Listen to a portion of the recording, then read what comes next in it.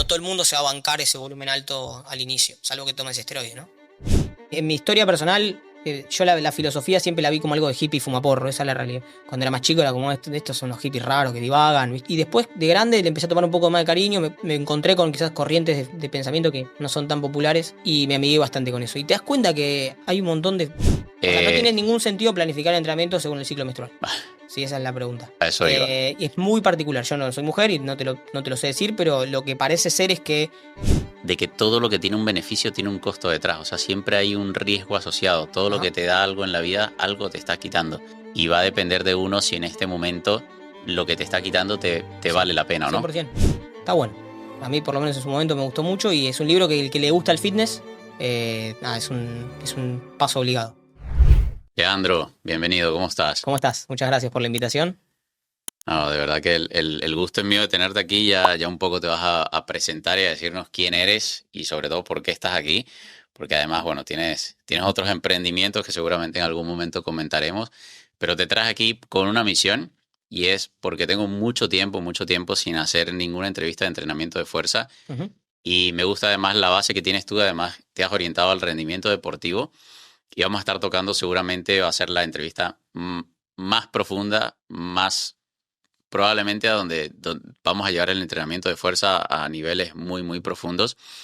Pero antes de empezar y meternos en entrenamiento de fuerza, no me gusta presentar a mis invitados, me gusta que se presenten ellos. Y si puedes comentar quién es Leandro. Bueno, yo siempre trato de no meterme mucho en un currículum y estar, viste, haciendo como un resumen de LinkedIn. Si me tengo que presentar, trato de mostrar una faceta un poco más real de mi parte, más allá de lo que haya estudiado, leído y demás. Tengo dos características quizás diferentes. Una es exceso de curiosidad, a veces patológico, por un lado, y segundo, una fascinación con el mundo del rendimiento deportivo. O sea, ese es el eje de todo lo que hago laboralmente en mi vida, tiene que ver con de alguna manera, desglosar de qué se trata rendir. Así que eso fue lo que me fue llevando en la vida a tratar de meterme en este terreno. Como resumen de currículum, hice la licenciatura en actividad física en la USAL, en la Universidad del Salvador. Eso fue en el año 2000, entre el 2004 y 2000, no, perdón, 2005 y 2009. De ahí, de estudio formal, seguí con una especialización en fisiología del ejercicio en la Universidad de La Plata. Eso también fue en el 2009-2011. Y los últimos dos estudios formales que tengo en la materia es primero una maestría que gané una beca se llama Chevening, que es una beca para básicamente países del tercer mundo y estudiar en países un poco más armaditos como el Reino Unido, que fue el que me tocó, para estudiar una maestría en ciencias del deporte. Y ahora cometí el error de volver, dije, la última vez que hice la última tesis dije esto no lo vuelvo a hacer y bueno, lamentablemente caí en la trampa y lo volví a hacer y ahora estoy haciendo una maestría en sistemas complejos. Ese es mi recorrido formal. Más allá del formal, que me parece que está bien y es valedero, creo que donde más me formé, valga la redundancia, es con cuestiones no formales. Para mí YouTube es la mejor universidad del planeta, no tiene nada que hacer, ni se le puede acercar a los talones, ni siquiera a una Ivy League. Así que nada, mucho de curiosidad que me fue llevando por estos rumbos. Así que ese es un poco el resumen de mi currículum. Laboralmente, hoy tengo varios roles. Tengo un emprendimiento online que se llama Comunidad Leads, que es hoy mi principal negocio. Es una comunidad de entrenadores. Es un servicio de suscripción. Después coordino todas las acciones de Latinoamérica de una entidad que se llama NSCA, que es la National Strength and Conditioning Association, que es como si fuera la OMS del mundo del entrenamiento de la fuerza y acondicionamiento físico. Tiene base en Estados Unidos y yo superviso sus acciones en Latinoamérica. Tengo un emprendimiento de producto que no tiene nada que ver, que después si querés charlaremos del tema. Y por último, recientemente me estoy sumando a la Federación Mexicana de Fútbol como coordinador de rendimiento. Así que ese será mi tarea laboral en el campo del rendimiento deportivo por los próximos, espero, años. Así que ese es un poco el resumen de mi carrera profesional y de mis estudios. Qué buena, de verdad que a mí me impresiona todo porque, claro, pero te conocía prácticamente la superficie de todo lo que haces. Y de hecho, seguramente en algún momento te preguntaré sobre ese emprendimiento de productos que tienes porque está muy relacionado al rendimiento deportivo, porque está muy de cerca está muy relacionado de cerca con el tema del descanso, que seguramente también hablaremos en algún momento. Sí me gustaría empezar, Leandro, por comentar obviamente que en un mundo donde predomina el sedentarismo, se calcula que el 80%, 90% de los trabajos son sedentarios. Estamos hablando de personas que pasan 8 y hasta más horas del día sentados. ¿Qué beneficio tú ves o qué importancia, más bien más que el beneficio, qué importancia tiene el entrenamiento de fuerza, sobre todo en una sociedad sedentaria? Bueno, me tomo la libertad de ser un poco más profundo y meterme en cuestiones un poco más filosóficas, ¿me dejas? Por supuesto. Hay hay un autor que me gusta, es del palo de la sociología, que tiene una frase que es: nada tiene sentido en biología si no es a la luz de la evolución. Entonces, ahí es cuando para mí arranca un poco la cuestión. Digamos, el ser humano está, por presión evolutiva, diseñado para hacer un montón de cosas, entre ellas moverse. O sea, para eso tenemos un sistema, el músculo esquelético y el sistema nervioso central, que están diseñados para moverte, ya sea con encontrar alimento, evitar que te agarre un cazador, eh, qué sé yo, garantizar la supervivencia si tenés que luchar, etcétera. Entonces, un poco arranca por ahí la cuestión, ¿no? O sea, la razón de ser del entrenamiento. Eh, Obviamente que en condiciones naturales, el ser humano tiene de alguna forma garantizado ese movimiento, porque si tenés que cazar una presa, vas a tener que moverte, vas a tener que sprintar quizás, vas a tener hay algunos trabajos que muestran que los cazadores recolectores cazaban a su presa por desgaste, o sea, las iban persiguiendo, persiguiendo, y eso hacía que recorrieran muchos kilómetros. Vas a tener que lanzar una jabalí, una lanza, entonces hay un montón de patrones básicos de movimiento que están garantizados viviendo en condiciones naturales, por lo menos en lo que es a lo largo de la evolución del ser humano en la Tierra, que tiene unos, qué sé yo, 10.000 años, el moderno. Obviamente así como el ser humano tiene esa capacidad espectacular de adaptarse al medio ambiente, y de hecho es la especie viva más adaptada al ambiente que conocemos y que ha habitado la Tierra, por otro lado también, como todo tiene un beneficio, todo tiene un riesgo, que lo veníamos hablando afuera, y el costo que pagamos por ser la especie mejor adaptada es que somos capaces de manipular nuestro medio ambiente, y esa manipulación a veces sale, no sé si mal la palabra, pero no del todo bien. Entonces, hoy resolvimos un montón de problemas desde el punto de vista del ser humano. O sea, hoy, no me quiero meter en cuestiones muy políticas, pero hoy el ser humano produce alimentos para toda la población y para que coma 3 o 4 comidas al día. Después que eso no pase, tiene que ver con otras cosas, pero somos capaces, o sea, resolvimos el hambre. Resolvimos un montón digamos, hoy la mortalidad infantil está en niveles más bajos de la historia. Hoy el ser humano que nace hoy comparado con el resto de la historia de la humanidad, nace en una cuna de oro, es la realidad. Y entonces resolvimos un montón de problemas que nos llevó mucho tiempo, nos llevó mucha energía, nos llevó mucha sangre incluso, pero los resolvimos. Y eso generó un montón de beneficios y a su vez un montón de costo. Hoy el costo que pagamos es, entre otras cosas, un escenario en donde el ser humano se mueve poco, en términos promedio, y ese moverse poco tiene un montón de consecuencias negativas para la salud. Entonces me parece que el entrenamiento de la fuerza hoy es la herramienta quizás más importante que tenemos, y hasta diría la única, para subsanar ese conflicto al que nos expusimos en los últimos, qué sé yo, décadas. Sí, no, y me parece brutal que lo veas desde ese punto de vista un poco más filosófico, porque claro, es como si hubiésemos perdido o hubiésemos dejado de darle a nuestro cuerpo lo que él se espera de nosotros, que es el movimiento. O sea, yo siempre le digo a las personas que me ven o me escuchan, sobre todo en conferencias, que se vean las manos. O sea, tú te ves las manos y las mueves y la decena de articulaciones que tenemos, creo que debería darnos pista de para qué está hecho nuestro cuerpo, ¿no? Entonces, cuando le quitas ese propósito, obviamente era lo que tú comentabas, le estás quitando, o sea, estás pagando las consecuencias de no darle lo que él se espera de ti. Sí. Que en ese No, contexto, y otra cosa que hay algunas reglas básicas en biología. Una de las más estudiadas, si se quiere, es usarlo o perderlo. O sea, lo que no se usa se pierde. Y en ese escenario, no usar un tejido X, en este caso el tejido muscular, genera que lo pierda. A ver, como ejemplo fundamental para que todos nos entiendan lo que estamos hablando. Digo, si vos hoy agarro un hacha y voy a cortar un árbol, me voy a llenar de ampollas. Eso es porque le generé un estrés al tejido de la piel de las manos, pero con el tiempo se me hace un callo, que es un grosor, un engrosamiento que hace que el estresor de cortar un árbol con la mano ya no me genere una perturbación suficiente como para generar una lesión. Eso pasa igual en el músculo, eso pasa igual en cualquier tejido que lo sometas a un estrés. En el caso de nuevo del tejido muscular está diseñado para generar tensión. O sea, si vos no lo sometés a cierto grado de tensión, el músculo empieza a perderse porque no tiene sentido tenerlo. O sea, no vas a, de nuevo, es una cuestión evolutiva, no vas a garantizar la existencia de un tejido al cual no estás usando. Entonces, por una cuestión simple de la ley de menor esfuerzo, es algo que existe y está bien, el cuerpo encuentra la manera de maximizar recursos y algo que no lo usa lo va a perder. Esa está la razón. Claro, pero esa atrofia muscular o esa pérdida de masa muscular o esa adaptación que conseguimos justamente por estos trabajos sedentarios tienen una consecuencia. Sí, sí, seguro, seguro. A ver, hoy estamos, el sedentarismo, pasa que de nuevo es muy difícil, estamos muy acostumbrados a ver todo de forma muy lineal. Es, bueno, hago esto, pasa esto, o no hago esto, pasa tal cosa.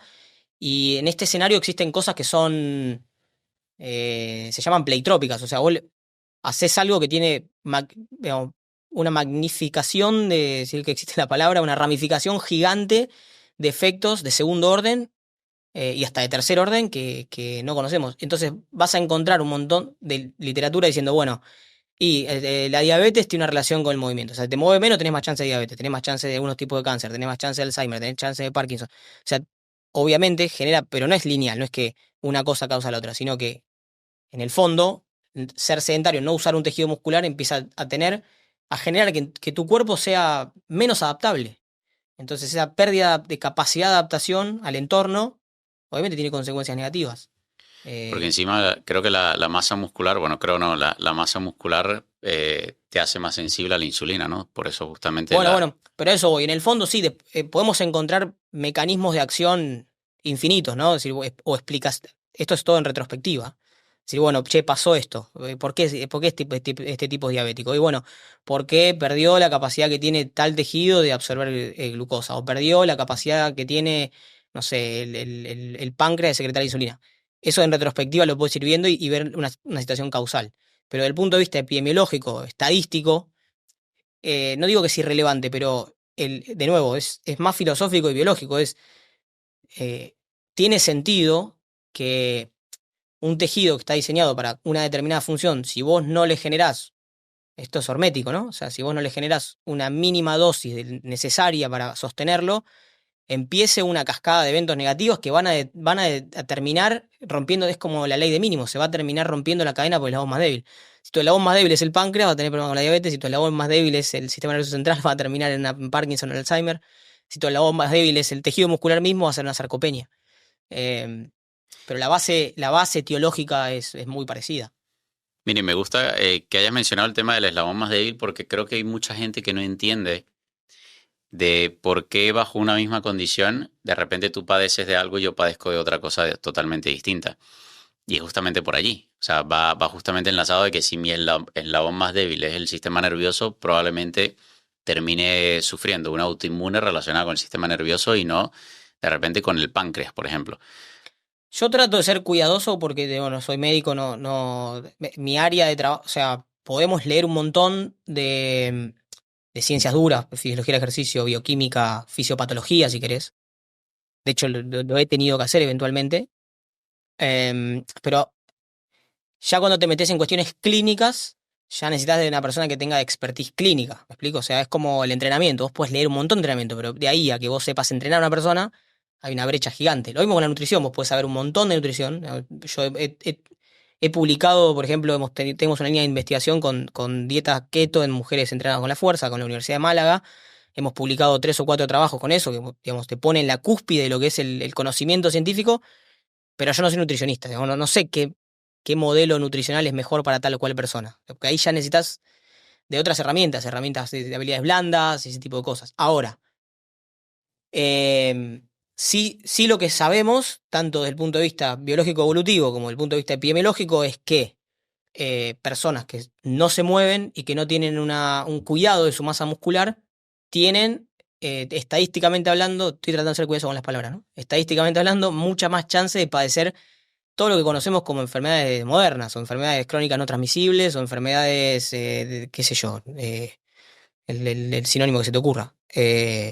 y las puedes nombrar casi que de memoria, que son diabetes tipo 2, obesidad mórbida, sarcopenia, sarcosteopenia, sarcodinapenia, que es la pérdida de masa muscular seguida de pérdida de fuerza, la osteopenia, pérdida de tejido óseo, qué sé yo, Alzheimer, Parkinson, esclerosis múltiple. O sea, son todas enfermedades que no son un virus, una bacteria, sino que son enfermedades que no son crónicas y no transmisibles. O sea, yo no te puedo enfermar a vos de diabetes.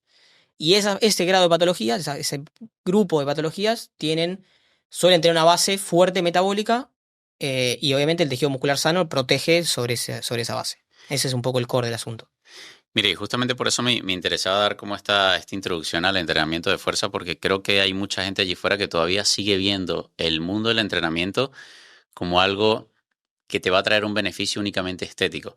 Por eso me interesaba dar como esta introducción para hacerle entender de que a la gente que nos escucha de que el Sí, de propósito del hecho, cuerpo es moverse. no, y hay para mí otra cosa que es fundamental lograr entenderla, que es que el ejercicio físico es un pésimo gastador de calorías. O sea, no es una buena herramienta para gastar calorías o gastar energía. La tendencia es una cuestión hasta termodinámica, o sea, la tendencia del universo es hacia la ley del menor esfuerzo, o sea, hacia el estado energético más bajo. O sea, vamos a buscar comodidad y confort. O sea, moverte requiere movilizar recursos y nosotros tratamos de guardar los recursos, no de movilizarlos todo el tiempo. Entonces, a la hora de buscar mejorar la estética corporal, el ejercicio físico es una herramienta clave, pero por un montón de motivos me parece que no es la mejor herramienta para bajar de peso si se quiere o para mejorar tu composición corporal en términos generales. No estoy diciendo que, de nuevo, quiero ser cuidadoso, no estoy diciendo que sea inútil, todo lo contrario, es algo que tenés que hacer casi que obligatoriamente, pero no es el fin último la cuestión estética. La cuestión estética es un resultado, de nuevo, de segundo orden de hacer las cosas bien, o de tener una buena predisposición a hacer las cosas bien. Y hay un montón de ejemplos de esto. O sea, gente que tiene una buena composición corporal y casi que se mueve poco y nada, porque le tocó la lotería con sus padres o sus abuelos, o vaya a saber quién. Em, y un montón de gente que no. Ahora, lo que no significa que los genes son los amos de tu destino. O sea, vos vas a nacer con una predisposición determinada y el medio ambiente en el que te desenvuelvas va a hacer que esa predisposición se exprese o no. Y todos, absolutamente todos, no hay una sola persona en el planeta que no se vea beneficiado de esto, independientemente de dónde sea tu punto de partida. Obviamente que hay escenarios extremos en donde tu punto de partida es muy malo y encima es donde más quizás el grupo de gente donde más hay que hacer hincapié en que esto tiene que, porque justamente nacieron con un poco mala suerte, es así, hay una cuota de azar. Em, pero bueno, nada, el ejercicio físico, insisto, para mí no es a lo que voy es, imagínate que yo quiero mañana decir, bueno, quiero bajar 3 kilos. La mejor alternativa para que eso suceda no es aumentar la dosis de entrenamiento, sobre todo el entrenamiento más orientado al gasto energético, metabólico, cardiovascular, no sé cómo lo quieran llamar, sino que me parece que va por otro lado, ¿sí? Es un poco el resumen. ¿Consideras, justamente juntando un poco la reflexión que hacías, consideras el entrenamiento de fuerza innegociable, independientemente de que la persona tenga un objetivo estético o no? Pasa que hay que definirlo primero. ¿Qué es el entrenamiento de fuerza? Porque en realidad fuerza es todo. O sea, si vos estás parado contra la gravedad, estás haciendo fuerza, estás ejerciendo fuerza contra el piso. Fuerza es masa por aceleración. No sé dónde está puesto el umbral. ¿Bien? ¿Me seguís? El umbral mecánico a partir del cual hay un estímulo suficiente. Lo que sí es innegociable es movimiento. Por ejemplo, no sé, sprintar, ¿sí? O correr a máxima velocidad posible, genera un estímulo mecánico probablemente hasta superior que levantar una sentadilla totalmente pesada. ¿Me explico? Entonces, no es que le va a hacer sentadilla fuerza y el otro no. Es todo de fuerza en un punto. Entonces, lo que sí es innegociable es tratar de tener un estímulo lo suficientemente intenso que te permita, entre otras cosas, que genere una tensión, de nuevo, suficiente para que tu masa muscular, tejido óseo y todo lo que ya hablamos, reciba la dosis necesaria, suficiente. O sea, eso sí es innegociable. Y es un problema porque no tenemos manera, primero no tenemos manera y segundo no conocemos dónde está el punto de corte. Y es individual, o sea, cada persona va a necesitar una dosis, un estímulo determinado, y ahí es donde entra la clínica de alguna forma, ahí es donde entra la expertise real de un profesional acá adelante llevando o tratando de que toda esa información teórica la pueda plasmar en una herramienta práctica que te sea útil a vos. Te pongo un ejemplo, pasa la nutrición, pasa lo mismo. Yo hoy, de modo de resumen, si vos querés bajar tejido adiposo, o sea, perder masa grasa, da igual el protocolo que uses, siempre y cuando haya déficit de energía. Esto es una ley fundamental. Ahora, el déficit energético lo podés lograr de nuevo con un montón de herramientas, pero esas herramientas van a estar determinadas, digamos, su eficacia va a estar determinada por la capacidad que vos tenés de sostenerla en el tiempo. Entonces, si yo te planteo una herramienta que vos no podés sostener en el tiempo, está mal la herramienta, está mal elegida la herramienta. Bueno, acá pasa un poco lo mismo. O sea, en el fondo, la herramienta que quieras utilizar va a ser beneficiosa, entre otros escenarios, si la puedes sostener en el tiempo. Entonces yo te planteo, che, hay que hacer sentadilla, pero recontra pesada. Y vos no lo podés hacer, o no lo querés hacer, o no te gusta, o lo que sea, y va a fracasar eso. Entonces, es innegociable, sí, el estímulo es innegociable, lo necesitas. El cómo ya es una cuestión más de ponerse de acuerdo, ¿no? De hecho, Eric Helms en sus pirámides de entrenamiento y la nutrición, o sea, siempre me llamó la atención cuando leí las pirámides, es que en la base de la pirámide de entrenamiento está la adherencia. Sí. O sea, ahí te das cuenta que es la base de todo, es lo que tú comentabas. Si yo te pongo algo que sé que no vas a poder sostener en el tiempo, tarde o temprano vas a volver a lo que ya conoces y con lo que ya conoces vuelven todas esas adaptaciones. El libro está bueno, el de Eric, para quien no lo conoce, es un libro bastante básico, pero muy, muy sólido. O sea, es como... Está bueno. A mí, por lo menos en su momento, me gustó mucho y es un libro que el que le gusta el fitness, nada, es un paso obligado. Y coincido 100% con Eric Helms. De hecho, no hemos publicado con él, pero sí hemos publicado con gente de su grupo. Brad Schoenfeld, por ejemplo, hemos publicado con él. Y son tipos que tienen una mezcla de conocimiento muy teórico-científico, una base fuerte, pero que son muy buenos resolviendo en la práctica y con mucha experiencia práctica, ¿no? Entonces, la razón de ser de la adherencia no es que es un capricho del tipo o que te está queriendo vender algo, es que la adherencia es la base de que esto funcione. Para cualquier intervención.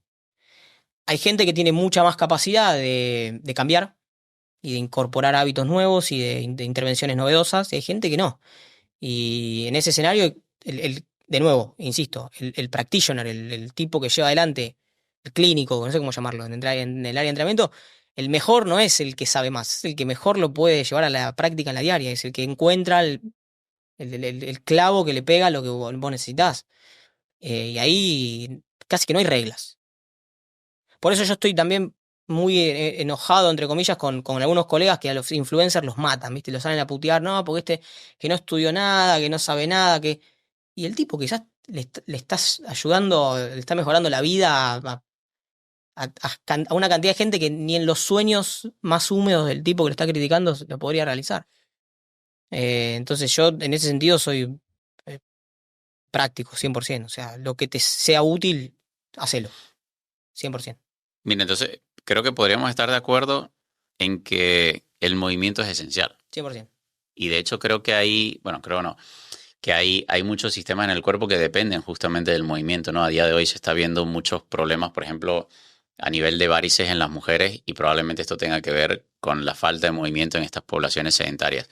Entonces, más allá de esa necesidad del movimiento, que es lo que se espera en nuestro cuerpo, el propósito para el cual ha sido creado en nuestro cuerpo, ¿con qué frecuencia deberíamos buscar ese movimiento o dónde ir a buscar ese movimiento, teniendo en cuenta que la mayor parte del tiempo lo pasamos sentado en un escritorio? Ok. Eh, me- yo me siento acá y me encantaría decirte, no sé, acá, darte una respuesta concreta y no divagar y estar medio teorizando, pero bueno, siento una responsabilidad de no caer en ese facilismo. La realidad es que no lo sabemos. Hay un montón de guías. Hay una guía que funciona muy bien, que está propuesta por el Colegio Americano de Medicina del Deporte, ACSM por las siglas en inglés, que es una entidad que se dedica a esto, más orientada a salud, población general y demás. Y te plantea que tenés que entrenar tantas veces por semana, 3 veces por semana, con cargas moderadas, y hacer por lo menos 2 veces, unos 150 minutos semanales. Y son muy genéricas esas guías. O sea, probablemente le peguen al promedio de la población y queden afuera los extremos.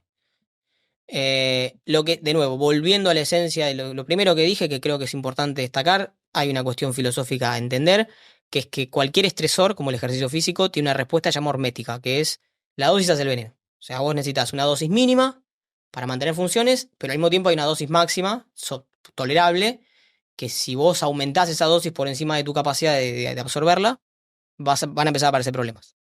Por ejemplo, si vamos a suponer que viene mi mamá tiene 77 años. Y me dice, quiero empezar a entrenar. Y yo le digo, bueno, vamos a correr un Ironman. Lo más probable es que a mi mamá le fallen los riñones. ¿El ejercicio es malo? No, está mal dosificado. Pasa lo mismo con todo, o sea, lo mismo. Vos nunca tomaste sol en tu vida, tenés la piel recontra blanca y en enero te acordás a ir a la playa y ponerte 6 horas abajo del sol, te vas a hacer una quemadura de segundo grado. No es que el sol sea necesariamente malo, es que lo dosificaste muy mal. Y acá pasa exactamente igual. Lo que no tenemos claro, no tenemos manera de medirlo esto. No tenemos manera de medir a cada persona que hay en la Tierra dónde está el umbral de corte entre la dosis mínima necesaria y la dosis máxima profunda. En ese escenario de incertidumbre, de complejidad, hay un montón de reglas heurísticas que funcionan muy bien, hacen que sea robusto esto y que minimicemos los riesgos que asumimos. El primero es subestimar es más seguro que sobreestimar. ¿Ok? Vos te podés. Nadie se hace campeón del mundo en una sesión, pero sí te puede lastimar en una sesión. Entonces, es más seguro subestimar, ir de a menos a más que de más a menos. Y aparte tiene un efecto hasta psicológico. Vos me contratás para entrenarte. Hola, ¿cómo andás? Bien, vamos a empezar. Yo no te conozco, no sé tu historial, no sé nada. Entonces te digo, bueno, ponete 200 kilos en la espalda y vamos a hacer sentadilla. Cuando te la pongas en la espalda y no puedas moverla, me vas a mirar y decir, che, pero flaco, ¿vos dónde estudiaste que me pones 200 kilos en la espalda de una? En cambio, si yo te digo, bueno, ponete 20 y los haces de sobrado, me mirás y decís, ya, ¿viste? Que yo puedo. Y tiene un efecto mucho más positivo a largo plazo que la alternativa. Eso por un lado, tanto con intensidad como volumen y con todas las variables. A su vez también hay un montón de anclas que podemos usar en la literatura. El libro de Eric Helms hace propuestas metodológicas en donde vos las podés usar como un ancla, decir, bueno, ¿dónde me paro? Bueno, me paro acá y a partir de pararme acá, justo para un lado y para el otro. Pero bueno, eso es un problema, que no sabemos dónde empieza y dónde termina el umbral de tolerancia. Lo que sí sabemos es que hay un punto de corte. En general, voy a hacer una diferenciación. Atletas de alto rendimiento por un lado, gente común y corriente por el otro. Para atletas de alto rendimiento, el trabajo de gimnasio, te estoy hablando, ¿no? Lo que hacen en el campo, yo trabajo en mayoría de deporte de conjunto. No existe ningún deporte que necesite más de 4 sesiones a la semana y no hay ninguno que necesite menos de 2. O sea, el sweet spot está entre 2 y 3 sesiones semanales para atletas de alto rendimiento de trabajo de gimnasio. Para gente común, te diría que 2 probablemente sea insuficiente para mantener funciones. Depende, pero 2 sería en la mayoría insuficiente. Con 3 estás bien, con 4 estás bárbaro. Ya ir de a 5 y 6 empieza a acercarse al extremo un poco más riesgoso. Más no decir riesgoso, sino que donde ya el efecto o la relación costo-beneficio empieza a diluirse. Donde ya el costo empieza a ser un poquito más caro que el beneficio. Sobre todo si tu estilo de vida no va acorde a entrenar 6 veces por semana de forma intensa, que es un problema. O sea, si no comes más o menos razonable, si dormís muy mal, si estás al palo con el trabajo, si todo eso no está cubierto, el entrenamiento empieza a tener, cambiar un poco esa relación. Sí, y me encanta que hayas sacado ese tema porque sí me doy cuenta que en muchos casos, por muy motivada que esté la persona al inicio y te dice, ponme a mí a entrenar 5 o 6 veces por semana, luego lo que hablábamos antes, luego probablemente no se vaya a adherir, o por lo menos no a largo plazo.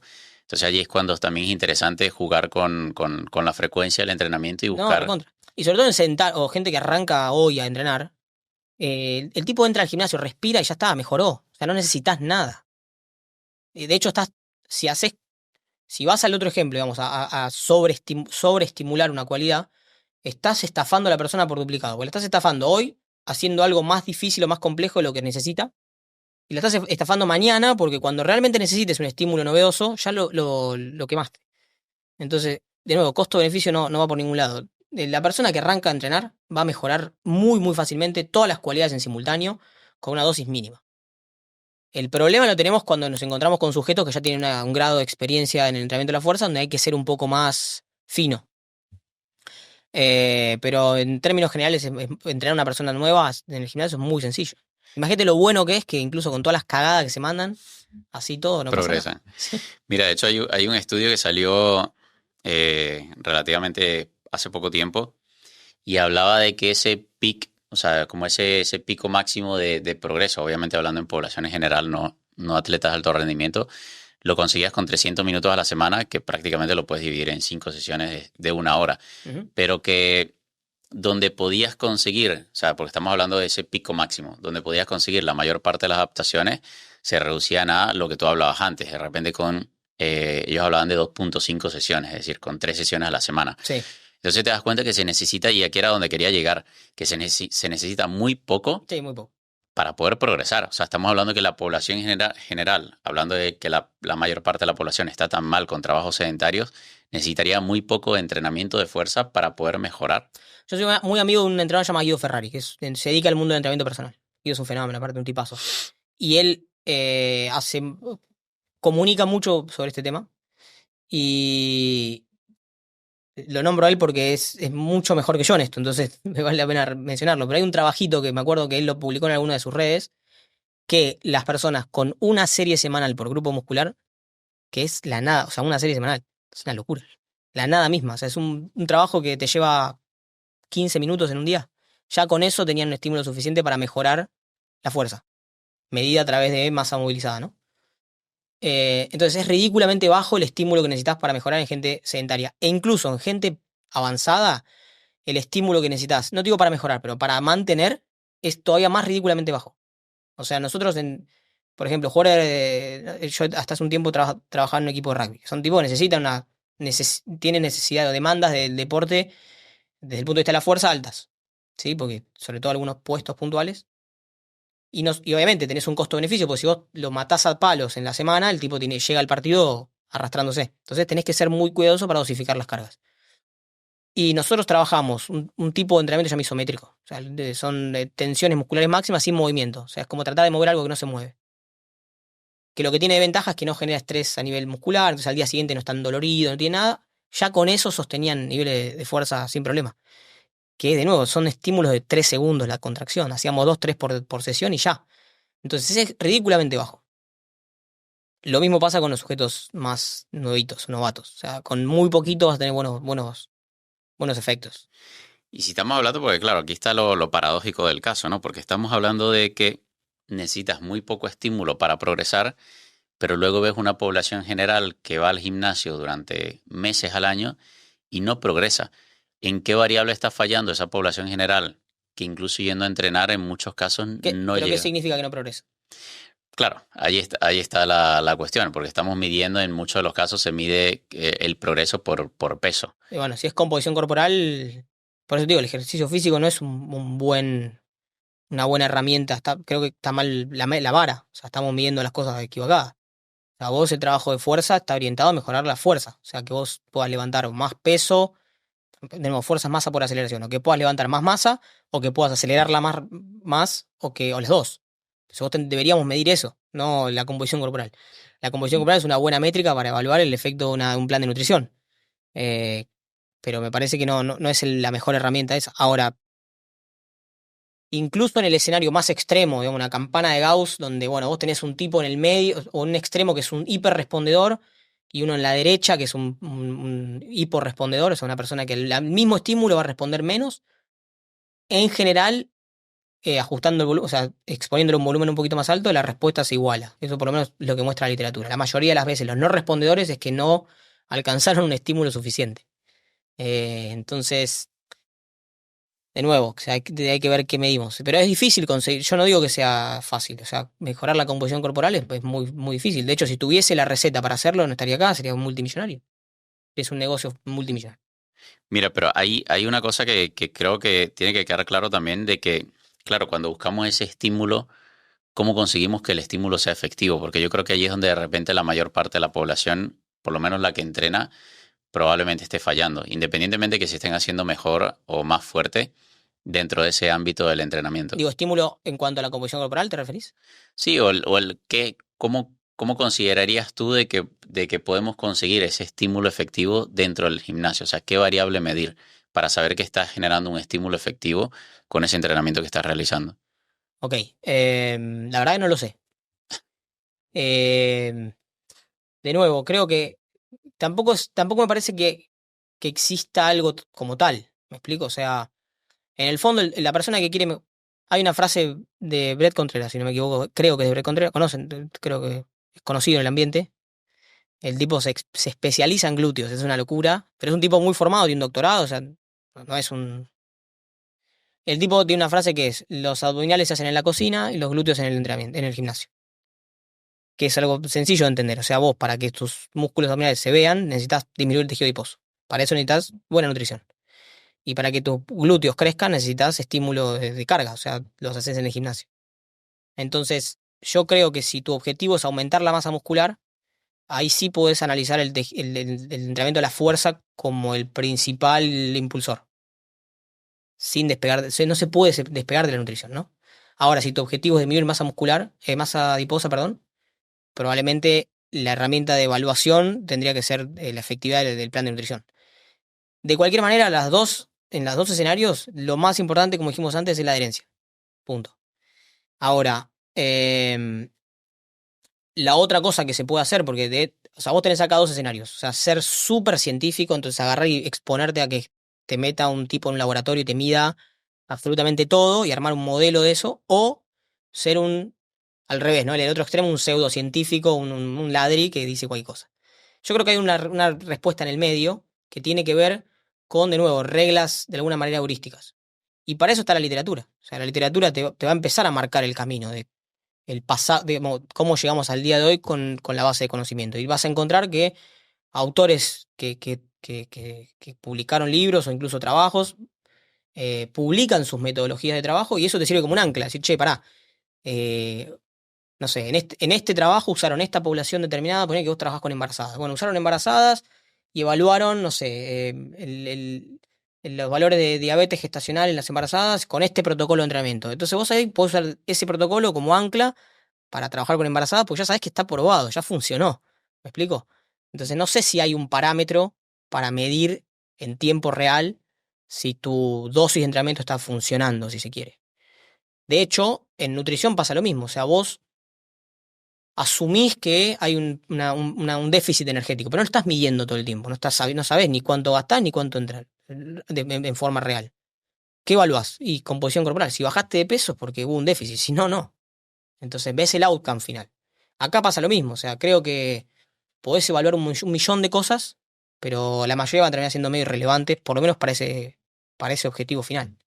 ¿Y qué papel entonces jugaría, por ejemplo, variables como la intensidad en justamente utilizarlo como medida de saber si está siendo efectivo el estímulo o no? De nuevo, estímulo buscando qué. Claro, en este caso estaríamos hablando Aumento de masa de muscular. aumento de masa Ok, muscular. está buenísimo, porque cuando lo que hicieron los últimos trabajos, sobre todo del grupo de Schoenfeld, de hecho nosotros hemos publicado alguno que otro por ese lado, te muestra que, independientemente de la intensidad que uses, si vas al fallo, da lo mismo. ¿Ok? O sea, la variable que va a determinar si vos aumentás tu masa muscular o no es el volumen. ¿Sí? Pegarle a la dosis de volumen semanal. No importa la intensidad que uses, si vas al fallo. O sea, es lo mismo entrenar con cargas muy, muy livianas que entrenar con cargas muy pesadas. Si el volumen lo igualas, el efecto es el mismo. Pero yendo hasta el fallo, yendo cerca del fallo. Pasa que el fallo lo usan como variable de control. Claro. Porque si vos no vas al fallo, perdés, en el diseño de investigación, perdés control de lo que está pasando. Entonces, la literatura demuestra eso, que lo más importante es un buen volumen de trabajo. ¿Ok? Volumen Ahora, nos estamos refiriendo a cantidad de lo series. piden como repeticiones totales, o sea, serie por repeticiones. Hay un montón de modelos para, valga la redundancia, modelar el volumen. Pero generalmente con eso, a la mayoría de las personas con series por repeticiones le alcanza para tener una métrica sensible al volumen. En reglas generales, el volumen más eficiente, no significa que sea el mejor, pero el más eficiente para producir mejoras en el aumento de la masa muscular, son las cargas moderadas. Y tiene sentido, porque es una carga que vos podés agarrar una intensidad moderada y un volumen moderado. Es la carga en el medio, o sea, no es ni muy pesado, cosa que pueda hacer poquitas repeticiones, ni muy liviano, cosa que te va a hacer 1000. Entonces ya con series de entre 6 y 12 repeticiones al fallo o cerca del fallo, es como el estándar para diseñar programas de entrenamiento que mejoren la masa muscular. Eso siempre y cuando lo que tú mencionabas, ¿no? Que el volumen esté igualado, es decir, que la persona esté haciendo base. No, yo lo que digo es que vamos a suponer que vos agarrás y decís, bueno, quiero ver cuál es el mejor, la mejor intensidad para producir mejoras en la masa muscular. ¿Bien? Entonces, el típico diseño de investigación sería agarrar una población determinada, poner que son 100 personas, y empezar a dividirlas en distintos protocolos. Entonces, vos agarrás, estos van a entrenar liviano, estos van a entrenar moderado, estos van a entrenar pesado. Entonces, para comparar cosas tenés que igualar variables. Entonces, si vos agarrás y decís, estos van a entrenar con cargas livianas, ¿sí? Van a ir al fallo y van a hacer en total, ponele 30 repeticiones.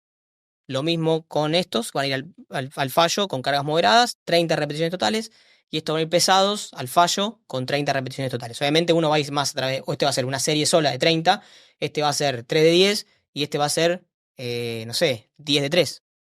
Pero todos van a ser 30 con intensidades distintas. Lo haces, evalúas hoy, composición corporal, pasan mínimo 8 semanas para encontrar algún tipo de adaptación, y cuando volvés a evaluar después de las 8 semanas, vas a encontrar que los 3 mejoraron la masa muscular, ¿sí? De forma significativa.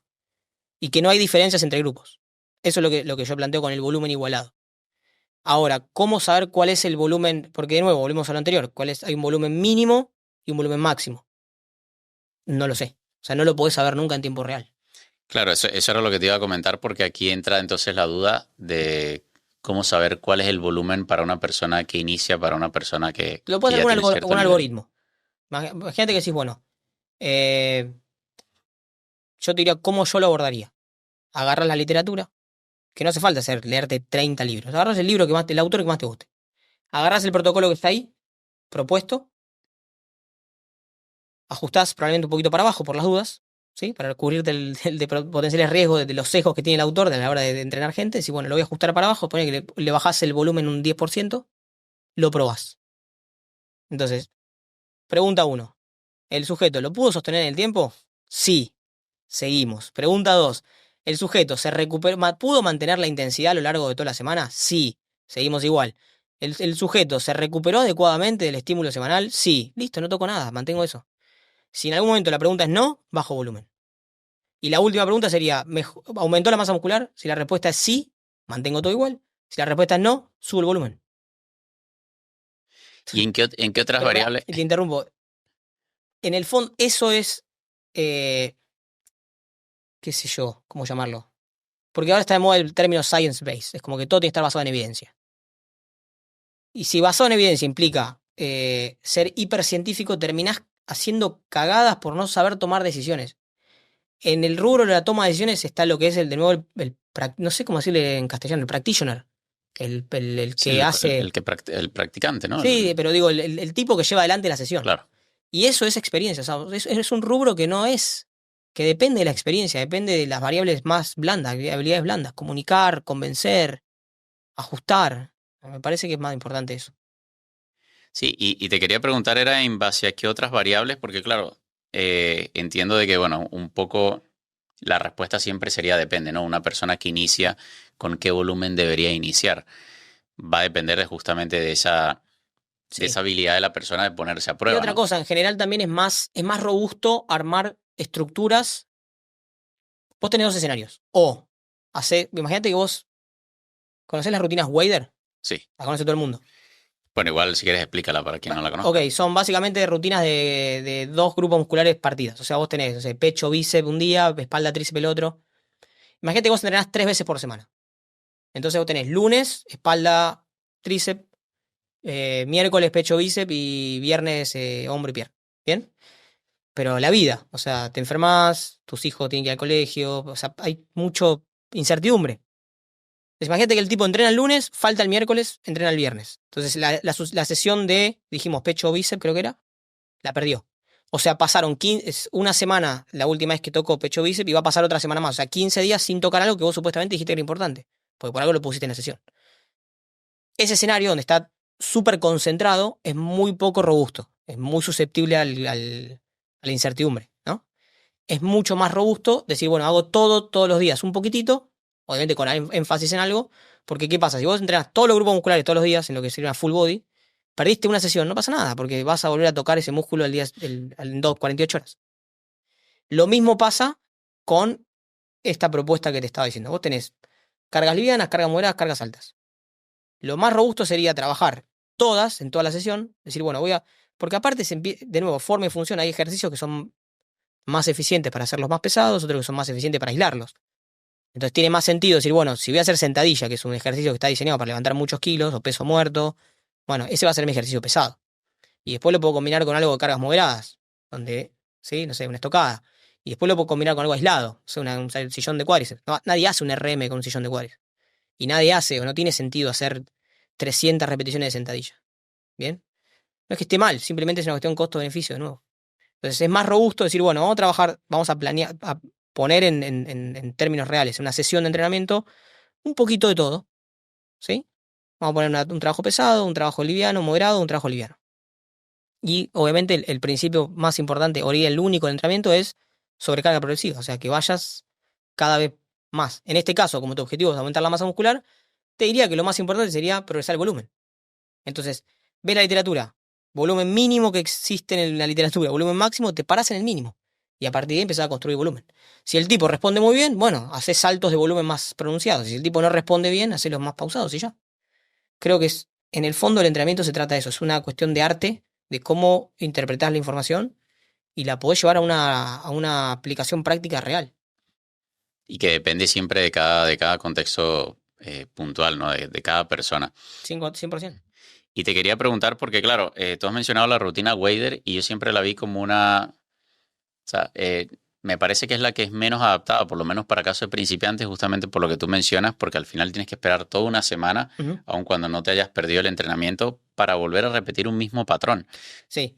No, y es un modelo que funciona bien en ciertos escenarios. O sea, si vos sos un culturista profesional que entrena doble turno todos los días, no tenés otra alternativa.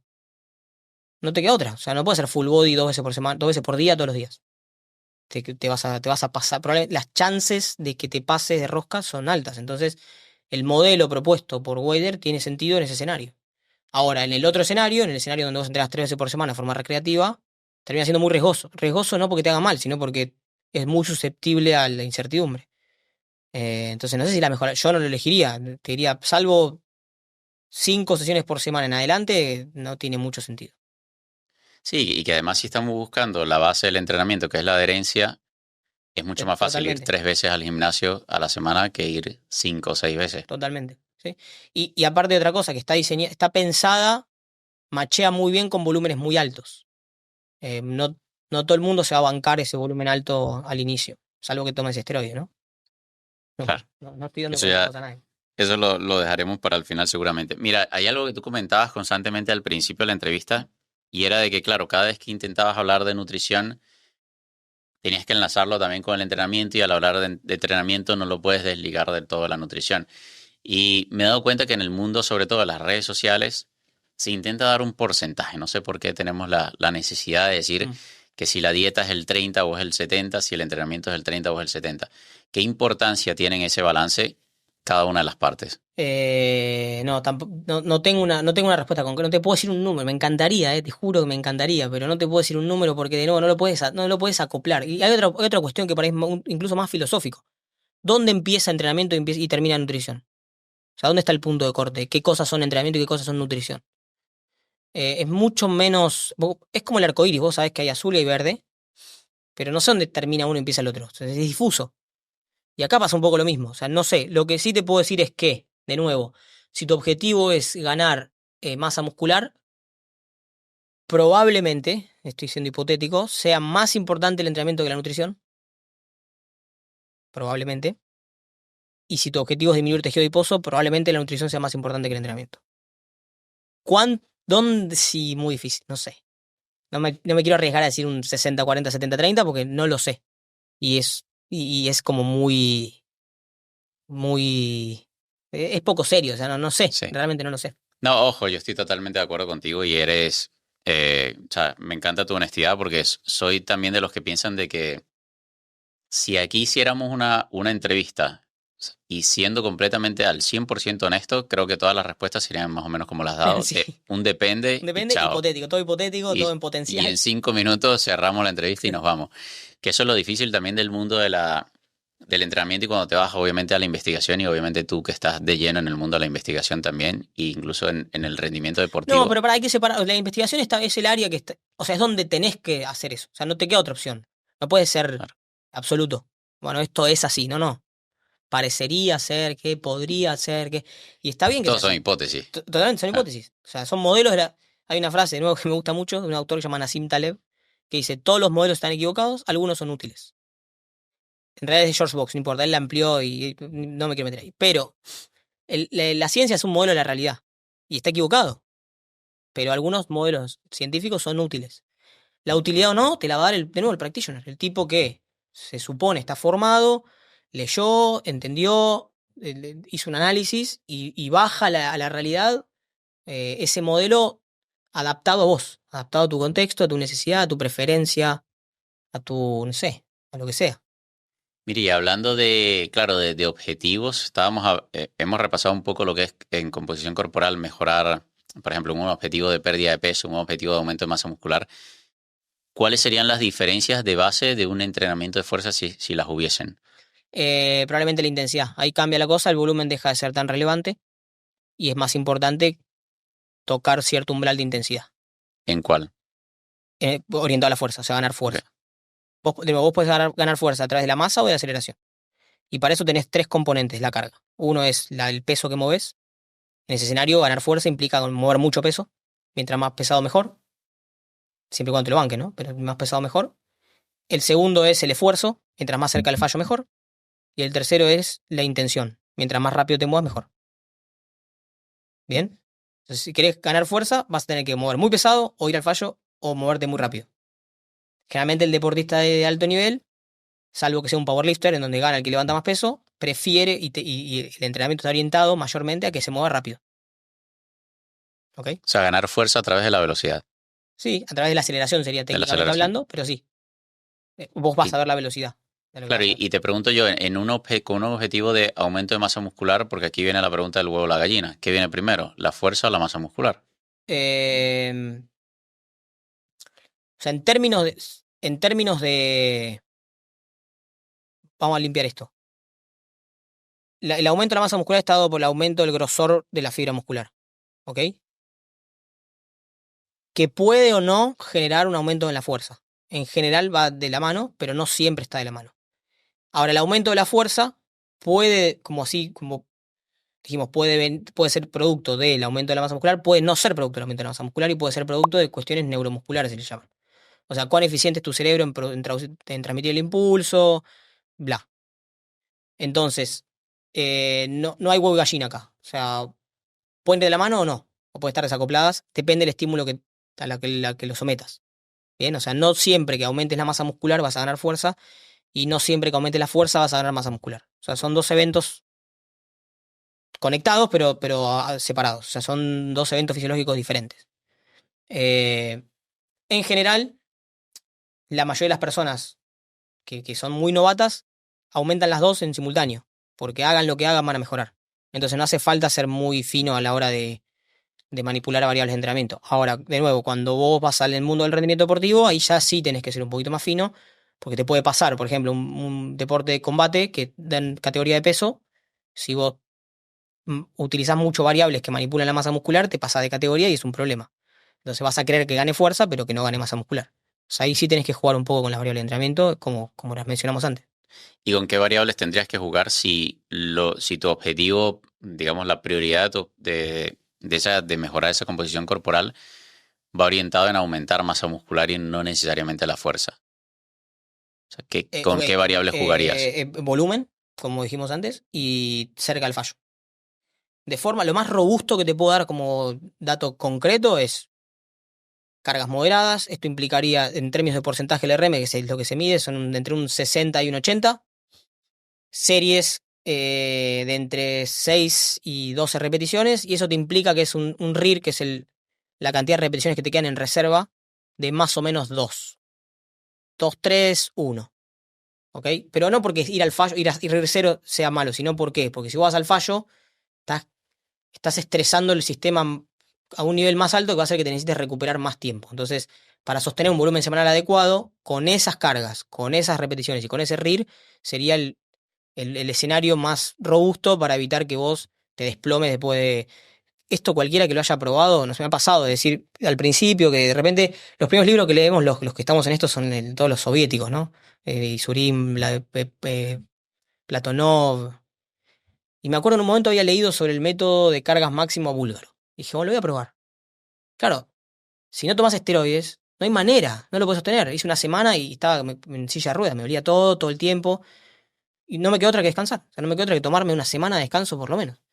Entonces, ese escenario para ganar masa muscular no está bueno. Vos necesitas un volumen constante a lo largo del tiempo y que lo puedas sostener. Que te puedas recuperar, pero que al mismo tiempo sea una intensidad suficiente. Entonces, para ese escenario, creo que esa es la recomendación, te diría, más robusta que se me ocurre.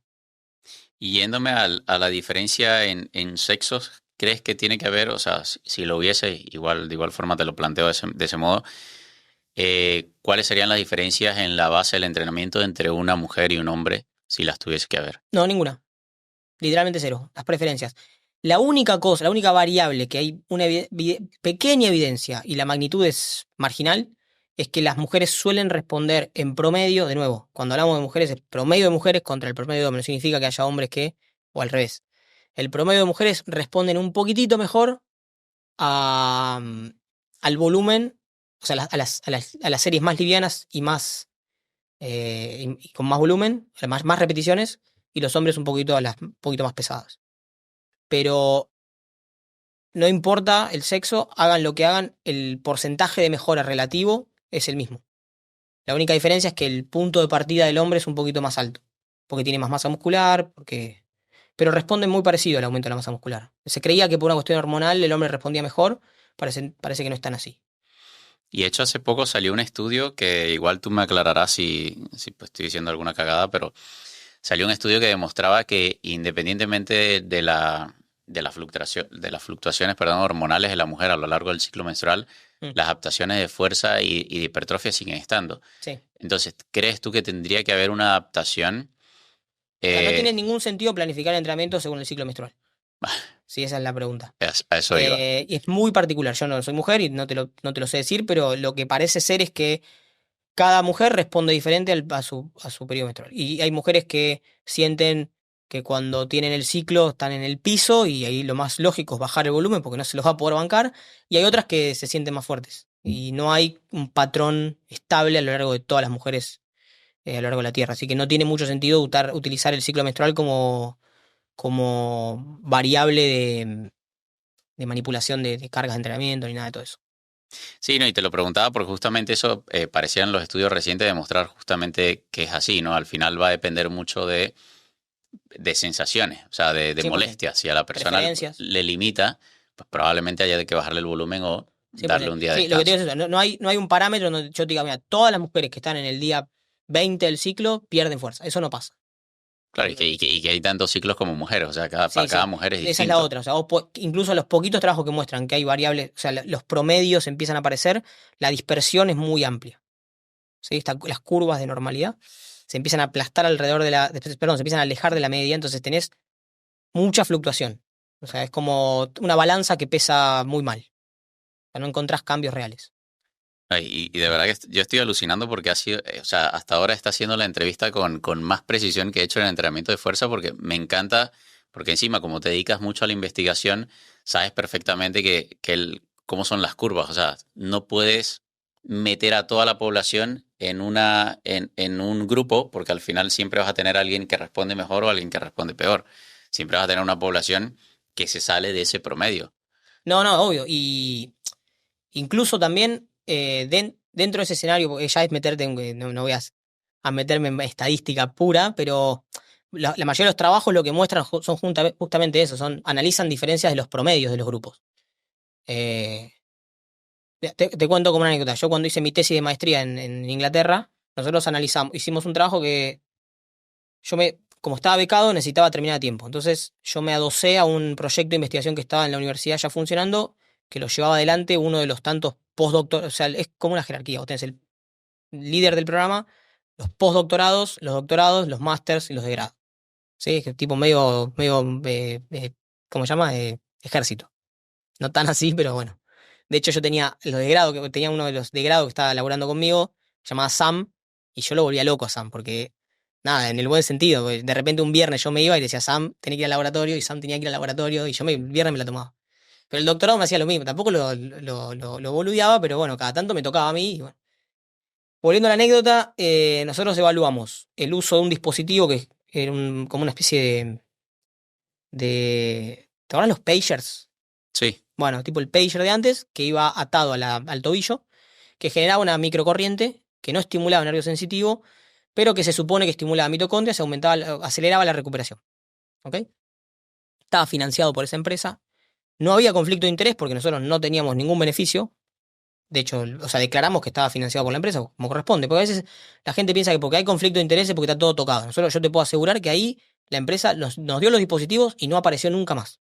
O sea, nunca nos vino a decir que hay que hacer este análisis, este otro, nada. Y una de las variables que yo tenía que analizar era cambios en composición corporal. Y evaluamos la composición corporal con tres cosas. Antropometría, o sea, tomamos pliegues, sumatoria de pliegues, DEXA, o sea, ¿cómo se llama? Densitometría, que es el gol estándar, o sea, es la método de medición más quizás fiable y preciso. Y ultrasonido de ciertos lugares del cuerpo. O sea, hacíamos un ultrasonido, medíamos el muscle thickness, se llama, que es el grosor muscular, con ultrasonido. Cuando tiramos el estadístico se llama NOVA. Vos lo que haces es agarrar la población en el antes y en el después, y esa curva que se dibuja, solaparla y ver cuán solapadas están. Mientras más solapadas están, significa que no hay diferencia, o sea, que no mejoró nada. ¿Bien? Ok, la única curva que nos mostró diferencia, o sea, que no estaba solapada, era el ultrasonido. O sea, cuando vos veías ultrasonido, veías que había cambios significativos en la composición corporal, DEXA y antropometría no. Entonces la pregunta es, ¿mejoraron la composición corporal? Ni puta idea. claro. Depende cómo lo miras. Entonces la Es ciencia tiene brutal eso, es un eso. modelo. Es un Claro. modelo de la realidad. Y el modelo tiene restricciones. Población utilizada, tecnología tomada, diseño de investigación. Entonces, si vos traspolás lo que pasó ahí, vos podés decir, eh, qué sé yo, este aparatito mejoró la composición corporal. O no. Depende contra qué lo compares. Entonces, cuando vos haces ciencia, tenés que ser muy cuidadoso con cómo reportás las cosas, qué análisis haces, cómo lo contás, qué conclusiones tomás. Y si tenés suerte, tenés gente que tiene una moral suficiente como para no hacer cagadas con esto, porque es muy fácil agarrar y decir, este aparato mejora la composición corporal. ¿Sí o no? Es que eso es lo jodido y lo que mucha gente no entiende del mundo de la ciencia es que es eso, que por eso es tan fácil también manipular hasta cierto nivel. O sea, al final si tú vienes con una hipótesis es muy fácil comprobarla, si tienes el contexto adecuado y sabes. Sí, o sea, de hecho, incluso en estadística vos podés, hay estadísticos que vos ya sabés que es matemático esto. O sea, a ver, por ejemplo, hay algunos estadísticos que responden muy bien al N. El N es la muestra. Mientras más gente tenés, más chances tenés de encontrar significancia. Entonces, muchas investigaciones lo que hacen es suman N, suman N, suman N, suman N para empezar a encontrar efectos. O sea, vos tenés que llamar error tipo 1, error tipo 2, no me voy a meter en esto, pero bueno, eso pasa. Lo que me parece importante destacar de todo esto es que es una habilidad en sí mismo leer ciencia, leer y comunicar, eh, que la puede hacer cualquiera. O sea, no necesitas ser, no sé, un iluminado, pero no cualquiera puede hacerlo. No sé si me siguen. O sea, cualquiera puede tomarse, digamos, dedicarle trabajo a esto y aprender a hacerlo. No todas las personalidades van a machear muy bien con las habilidades que uno necesita para leer ciencia correctamente, interpretar, tenés que ser metódico, tenés que ser, y para escribir ni te cuento, tenés que ser un obsesivo compulsivo, si no sale mal. Entonces, y de nuevo, no estoy siendo, no quiero ser arrogante y decir yo sí soy un fenómeno, estoy aprendiendo, o sea, tampoco soy un investigador, eh, mi índice H6, que es un índice H para ciencia del deporte bueno, pero tampoco, Brad Schoenfeld tiene más de 30, que es un tipo que él publica a la parva. Que es llamativo, vos le mandás un documento para que te lo corrija y en 10 minutos te lo devuelve dado vuelta. Decís, ¿cómo hiciste? O sea, no hay manera, tiene que ser inteligencia artificial esto, no hay forma. Y no, es un tipo que vive de eso. A lo que voy es que, nada, como mensaje, hoy las redes están eh, muy a flor de piel con esto y me parece que está muy bien. Nada, ser cuidadosos con dónde nos informamos, nada más. Sí, que ahora pareciera que con que diga basado en ciencia ya es la verdad absoluta. Y yo creo que allí justamente, o sea, me parece interesante llegar a esa conclusión porque es no basta únicamente con saber interpretar los resultados, sino también el aplicar y en qué contexto lo estás aplicando y cómo luego interpretas lo que estás experimentando, sea en ti o sea un tercero. Entonces entender de que porque venga un estudio no quiere decir que sea la verdad absoluta. Eso es lo que también hace que sea más complicado aún el mundo de la No, ciencia. no, recontra. Es así. Es así, 100%. Em, pero bueno, no es perfecto, pero es, te diría, la mejor herramienta que tenemos a la fecha. Hay Claro. un filósofo que se llama Feyerabend. Es un tipo que, de nuevo, lo puede leer cualquiera, pero no es para cualquiera. Es extremadamente disruptivo en algún punto. Es como un anarquista de la filosofía. Y el tipo es anti-método científico. El tipo te dice, el método científico es dogma puro. O sea, es religión. Y en un punto tiene razón.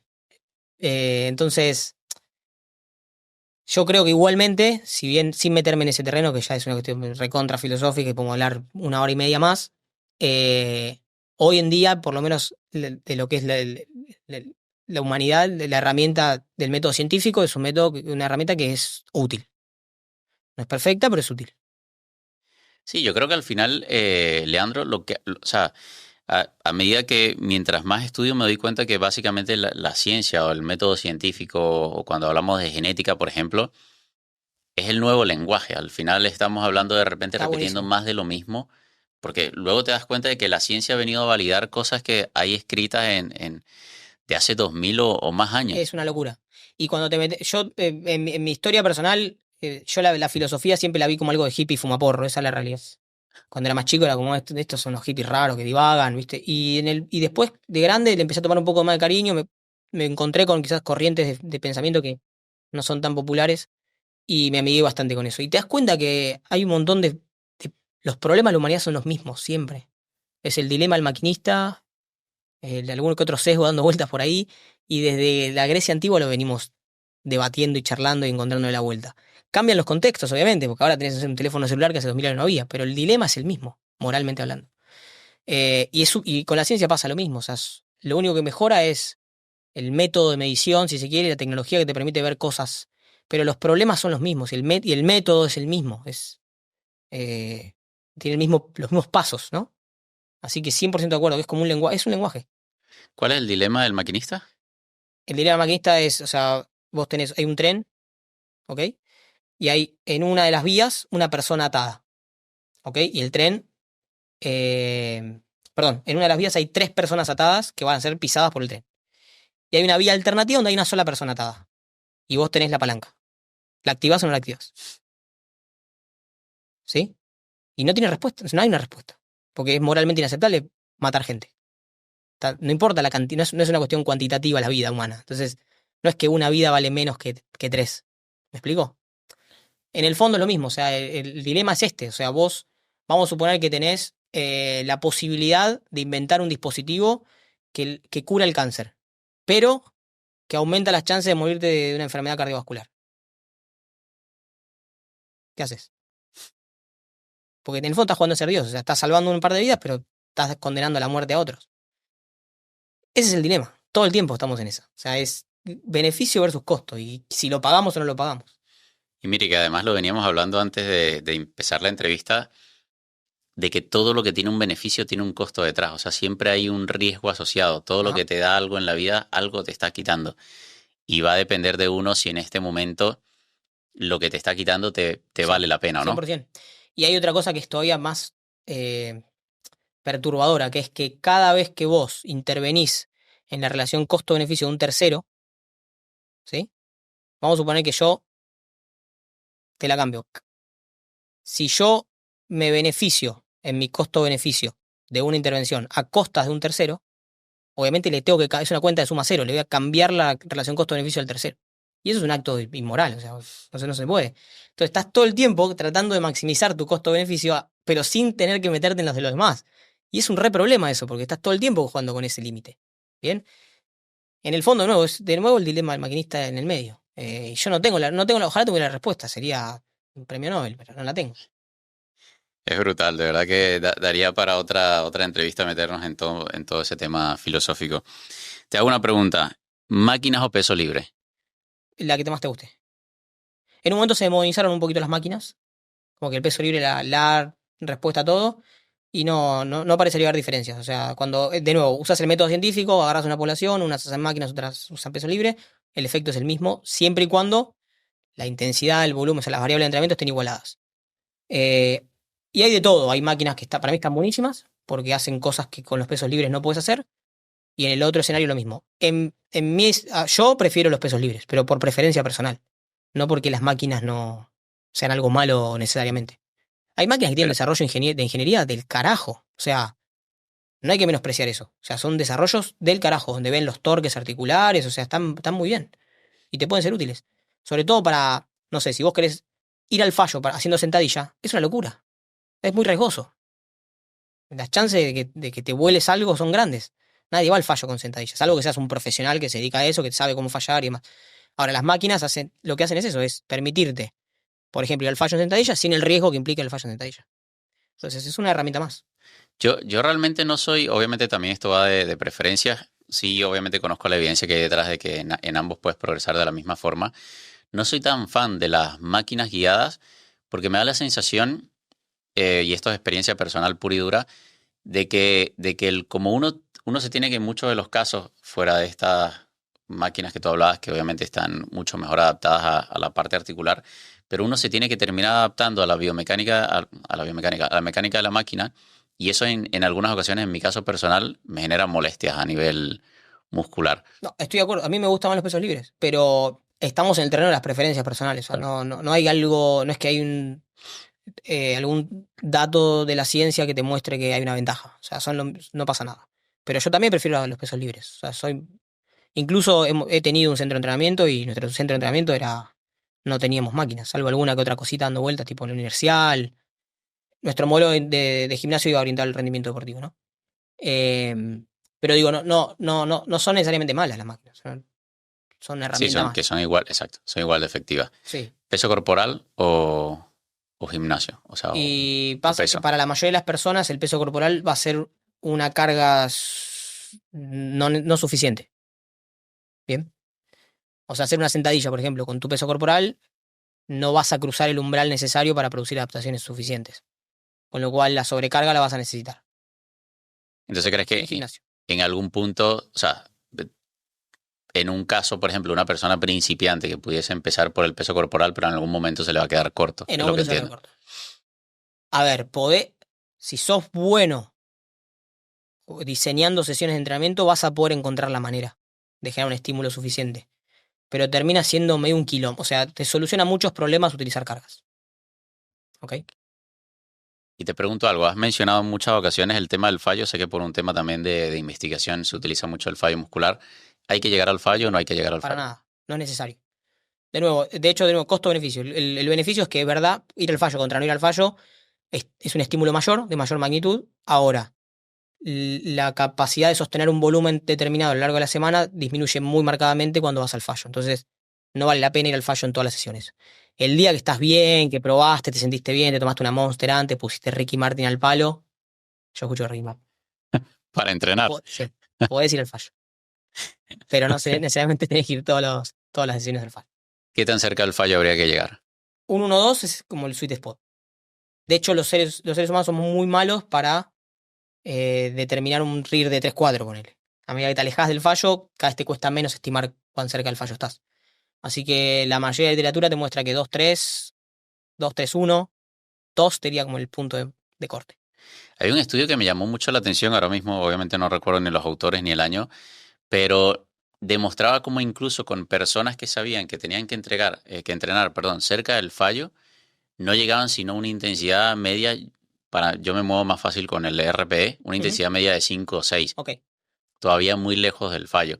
Entonces, ¿cómo puedes saber realmente si estás cerca del fallo, si el fallo cambia además todos los días? O sea, tu Sí, máximo, sí. por así decirlo, es distinto cada día. Eh, Bien. Una manera hay un método de entrenamiento que se llama Velocity Based Training. O sea, entrenamiento basado en la velocidad, que es medir la velocidad de la barra de determinada manera. Y el fallo tiene una velocidad asociada. O sea, vos, mientras más te acerques a esa velocidad, a lo largo de la serie, significa que estás más cerca del fallo. Entonces sería la forma objetiva de medirlo. Disminuye la velocidad, ¿no? Sí. Ok. De hecho, todas las series al fallo se mueven a la misma velocidad. La última repetición de un RM, pone que la moves a 20 de metros por segundo. La quinta repetición de 5 RM la vas a mover a más o menos 0,20. La octava de 8 RMs a 0,20 y así sucesivamente. Entonces vos, conociendo la velocidad de tu fallo, sabés cuán cerca del fallo estás, monitoreando la velocidad de desplazamiento. Hoy hay aplicaciones incluso que hacen eso. O sea, esa es una manera. La otra es educar. Educar al atleta, exponerlo al fallo, que sepa lo que es ir al fallo y que con una escala de subjetiva, como puede ser RP o RIR, la estime. Eso suele ser robusto. Si lo educás al atleta, suele ser robusto en el tiempo. Pero Claro, tenés que exponerlo, que es el fallo. O sea, si no sabes lo que es el fallo, ¿cómo no lo puedes estimar nunca? Y de nuevo, a medida que te alejas del fallo, la estimación pierde potencia, o sea, pierde sensibilidad. esa era la pregunta que te quería hacer. Es decir, tienes que exponerlo al fallo, por lo menos de Eventualmente forma sí. puntual, para que conozca cuál es su máximo, para luego saber si está cerca o no está cerca. Eventualmente sí. Es parte del proceso de educación del atleta que tiene, del cliente, atleta, como lo quieras llamar. Tiene que conocer lo que quiere estimar. ¿Y crees que, porque has hablado, yo sé que tú te especializas en el tema de rendimiento deportivo y trabajas con atletas, con deportistas, ¿crees que aún en esos casos una persona puede progresar de forma puntual a lo largo del año, de forma puntual, de forma lineal a lo largo del año, o No, tiene que ni en programar? pedo. Mira, yo me dedico a deporte conjunto que sobre todo compiten todos los fines de semana. ¿Bien? O sea, los tipos, su periodo competitivo es largo. El calendario pone que no sé, el fútbol, rugby juegan durante 7 meses, 8 meses y tienen una pretemporadas. Ponele que con suerte tenés 2 meses, 3 como mucho. En rugby, por ejemplo, tenés 3 meses tenés. Nosotros medimos, o sea, nosotros en el equipo medimos los días, los partidos son los sábados. Estoy dando de rugby ahora. Los partidos son los sábados, domingo descansan, lunes entrenan, martes entrenan y después la semana. Los martes, que es el día, nosotros los días no lo ponemos en el calendario de la semana, sino según el match day se llama. Match day más 1 es un día después del partido. Match day más 2. El match day más 2, ¿sí? Nosotros no tomamos ninguna métrica. Match day más 3, que es el martes, para el calendario de semana, tomamos 2 testeos, ¿sí? Que son un CMJ con plataforma de fuerza y un IMTP, que es un isométrico máximo. O sea, el tipo lo hace es empujar una barra fuerte, o sea, lo más fuerte que pueda, y ahí sacamos métricas. Y los match day menos 2, o sea, los jueves, tomamos con los GPS, viste que usan GPS. De ahí extraemos data, una tarea que está como tarea testigo, extraemos datas de sprint máximo, aceleración máxima, desaceleración máxima. Durante el periodo competitivo, el único momento que los chicos mejoran es cuando se lesionan, porque descansan. Ponés que te rompiste el hombro, que no puedes jugar al rugby, seguís entrenando, seguís sprintando, seguís levantando pesas, ahí empiezan a aparecer mejoras. Después oscila la data y no mejoran ni empeoran, se mueven ahí. Nosotros lo usamos para monitorear y tomar decisiones, no voy a meterme en ese terreno, pero durante el periodo competitivo no hay mejoras. No hay. Es normal que no haya, no hay cargas tampoco para de desarrollo, o sea, no puedes enfocarte en desarrollar una habilidad cuando estás jugando. ¿Ok? Entonces eso no pasa. Ahora, nunca en el entrenamiento nada es lineal. Es como, es súper complejo, o sea, es como que yo te diga, irte de vacaciones 20 días, ¿te da el doble de felicidad que irte 10? Puede que no, puede que te hagas más feliz irte 10 que irte 20. Entonces pasa lo mismo con el entrenamiento. O sea, hay momentos del entrenamiento en donde vos vas a encontrar una dosis X que produce un efecto X lineal y en otros momentos no. A veces, de hecho, la dosis produce un empeoramiento de las variables. Entonces, más que monitorear el comportamiento, no se puede mucho hacer.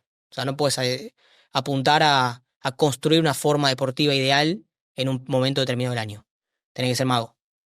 ¿Y en qué momento entonces buscan, esto ya obviamente en el pasado veía mucho el fútbol, en qué momento buscas a lo largo del año, a lo largo de la temporada, para que justamente ese futbolista mejore en sus capacidades? Ok.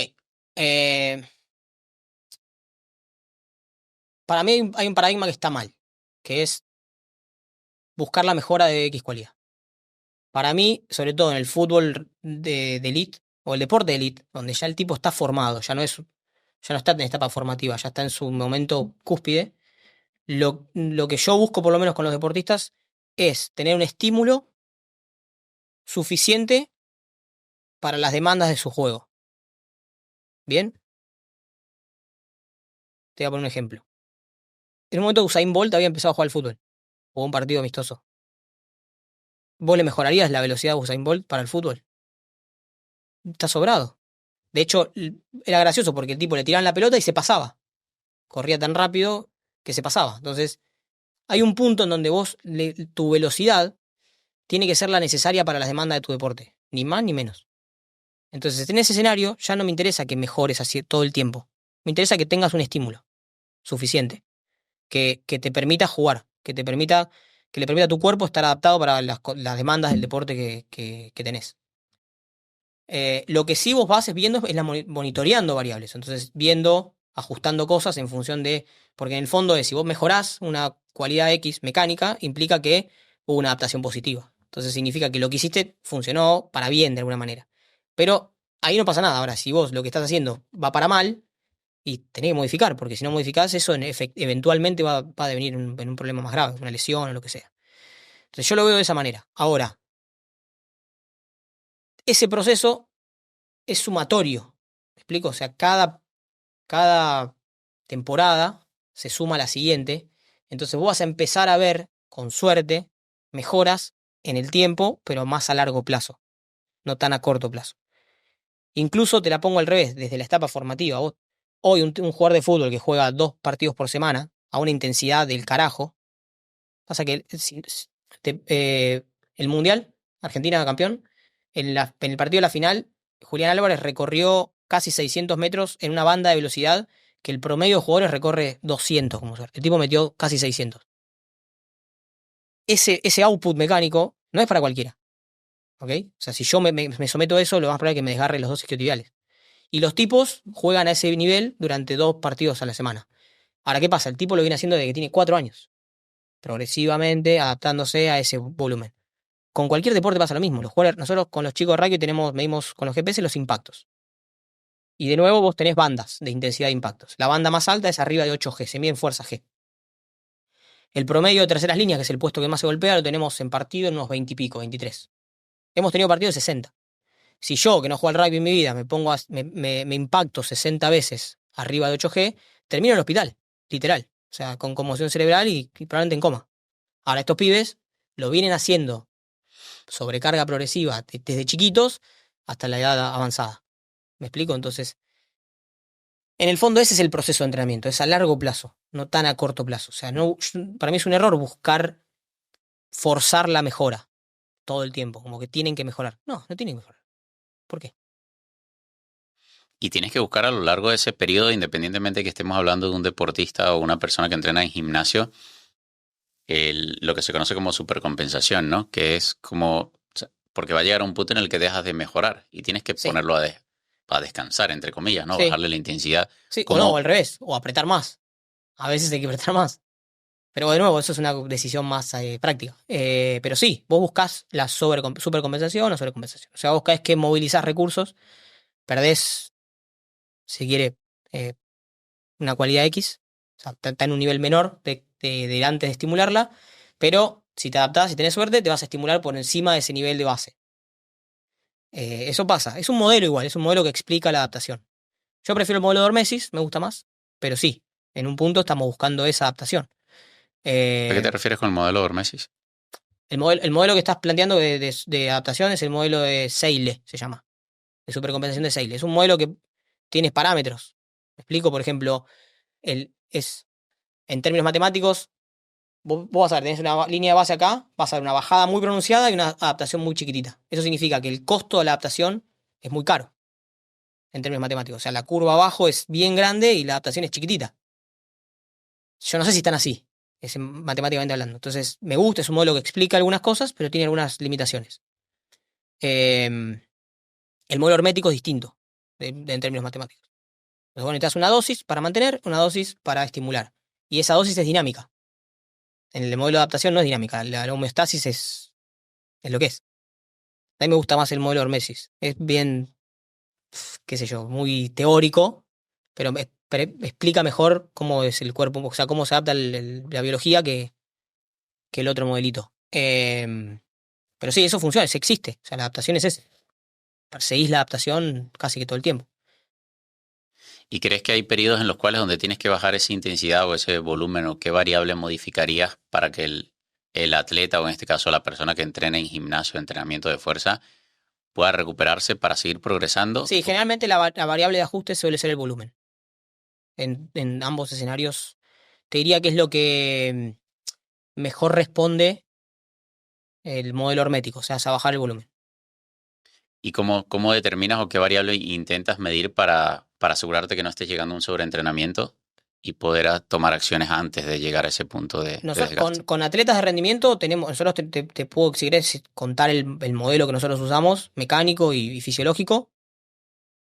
En gente común y corriente es muy raro pasar de rosca. O sea, tenés que hacer muy, muy mal todo. O sea, lo he visto, ¿eh? O sea, gente que va a CrossFit con randomiólisis, que es un delirio. O sea, es para que vaya preso que estaba a cargo de eso. Pero es muy raro, si vos entrenás 4 veces por semana, te descargas solo. No estás nunca sobrecargado. Sí, por eso de hecho es que últimamente te lo preguntaba, porque últimamente he escuchado muchos profesionales del mundo del entrenamiento hablar de que una descarga no es necesario o no es tan necesario como te lo plantean en muchos casos. No, las Algunos, descargas son útiles para cuando cargas. Y la gente común no carga. Es muy raro. En términos relativos yo entiendo que sí, pero en términos absolutos no.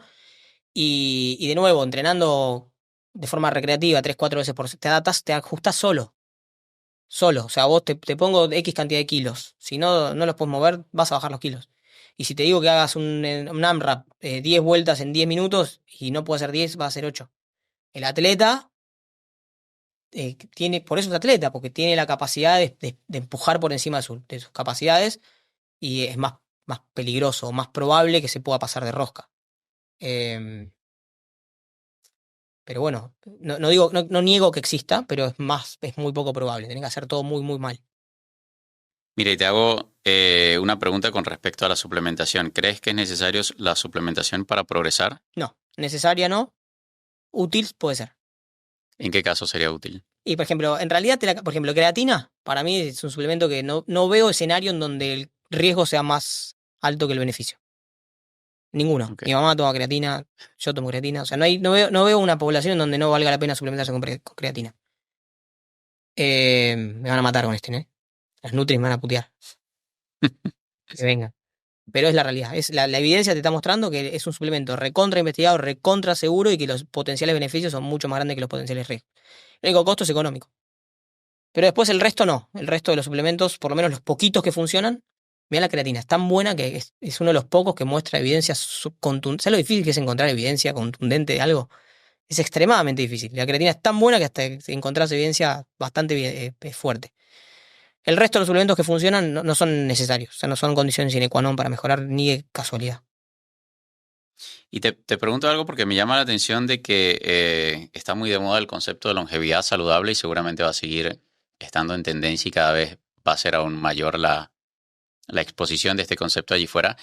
Y me llama la atención de que en ese la mayor parte de las personas que se dedican, profesionales o no, a divulgar sobre longevidad saludable, no estén hablando de entrenamiento de fuerza cuando prácticamente dos de los principales factores que determinan una longevidad saludable son agarre, o sea, fuerza de agarre Ujú. y la longitud de los pasos. Sí. ¿Qué tan, tú has hablado de tu madre, qué tan necesario, o sea, qué tan necesario consideras tú que sea el entrenamiento de fuerza en cualquiera de sus modalidades que hemos hablado para alcanzar realmente esa longevidad saludable que se intenta promover en redes sociales? No, para mí es innegociable el entrenamiento de la fuerza. O sea, que una persona porque hay esas dos cosas que vos nombraste, esos dos testeos, son el modelo. ¿Me explico? O sea, vos tratás de modelar algo. En este caso eligieron dos testeos, uno que es fuerza de prensión y el otro longitud de la marcha, ¿verdad? En el fondo lo que te indica, la información que te brindan ambos es em, eficiencia neuromuscular. O sea, cuán bueno es este cuerpo humano que estamos evaluando en producir un estímulo en el sistema nervioso central, transportarlo por los nervios motores, llegar al músculo y producir tensión. ¿Ok? Vos lo puedes evaluar de un millón de maneras diferentes. Lo que pasa es que, obviamente, mientras mejor sea esa capacidad inherente que tenés, más chance tenés de sobrevivir, de supervivencia. Entonces, más larga va a ser tu vida. No es que mejorar la fuerza de prensión te va a hacer que vivas más. ¿Se entiende? Es como jugar al básquet y ser alto. O sea, vos jugás al básquet porque sos alto o jugar al básquet te hace ser alto. ¿Se entiende? Entonces, vos estás tratando de modelar la capacidad que tiene el ser humano en cuestión de producir tensión muscular a nivel lo que sea, con un testeo X. Ahora, sí es verdad que mientras mejor funcione tu sistema neuromuscular, más chance tenés de vivir más. Eso es innegable. Y epidemiológicamente lo ves. O sea, y con validación ecológica lo ves también. O sea, es un efecto fuerte. Entonces, no hay ningún tipo de sentido en no hacerlo. Por lo menos si tu objetivo es vivir más. Mire, te hago una última pregunta que de repente va más para el lado filosófico que venimos tocando, porque a nivel estadístico te das Me da un poco cuenta, de miedo de tus oyentes.